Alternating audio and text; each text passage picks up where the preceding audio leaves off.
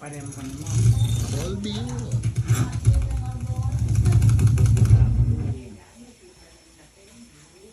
Punta Netflix or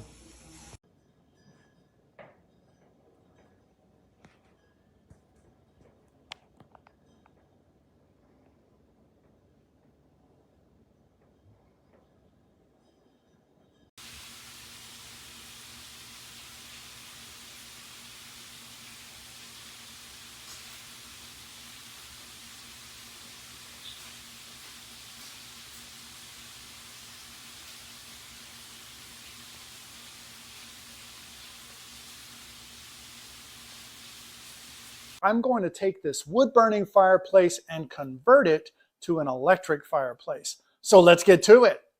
So the first thing I had to do is remove all of the wood and all the accessories that are inside the fireplace. This didn't take long at all. Next, I wanted to clean this out. I was going to break out my shop vac, but it's like there really wasn't a whole lot in there, so I just ended up taking a paper towel and then a wet paper towel to clean that up.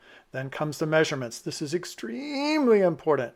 So I measured the bottom, the top horizontally, and then the left side, and then the right side. I made my notes and made sure that all my measurements were as precise as possible, because this framework is really going to be held in by tension, and I did not want to have to build or drill into brick or destroy the firebox itself in any kind of way.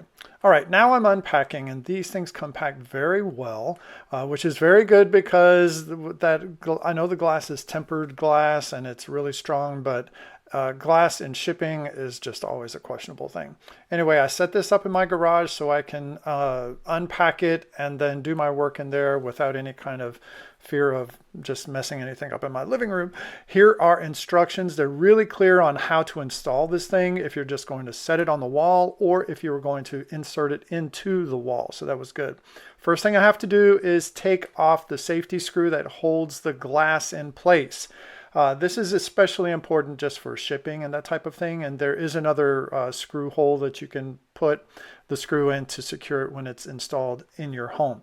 Then I remove the glass, and then this is just a connector that is the controller for the remote and that type of thing. Then I had to take off the wall mount bar that's on the back, and those are the only real things. Here's the big deal. This is the construction part. Now here you see I created that little mouse hole so the cord can come through the front, and I also connected the horizontal and vertical pieces with an L bracket. That back horizontal bar is just held in place with tension. I used shims to make sure everything was nice and tight, and I wanted to make sure that the framework I built was as flush as possible to the brick in the front.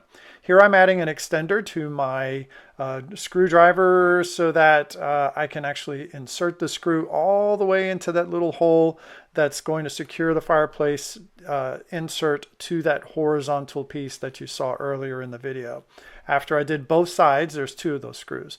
After I did both sides, I can remove the rest of that packing stuff and then put these little crystals in the front. They're great. I didn't use all of them. I just didn't need to because there's so many. And then I reconnected the front panel, the glass panel, to that little deal, and then just slipped on the glass front. It slips in nice and easily. And then I peeled off the protective film. Here it is. This is done. It has so many different features. There's different colors for the flames as well as different colors for the rocks. There's different brightness levels. There's different speed levels. And there's also the heater, which is a really good function. It doesn't get super, super hot, but it does put off a good amount of heat. Well, it took me a few hours to get this thing done, but it is wonderful. I love it. I've put one of these in a previous house I owned. Whenever the chimney sweep had come by, he cleaned out the chimney and he condemned the fireplace because it was just in no shape to run a fire. So that's not the case here, but I just prefer to have something that I don't have to worry about clean up and just the dust and the dirt and the smoke and then the threat of burning a house down. So I'm really happy with how this came out, and I'm going to get a lot of use out of it.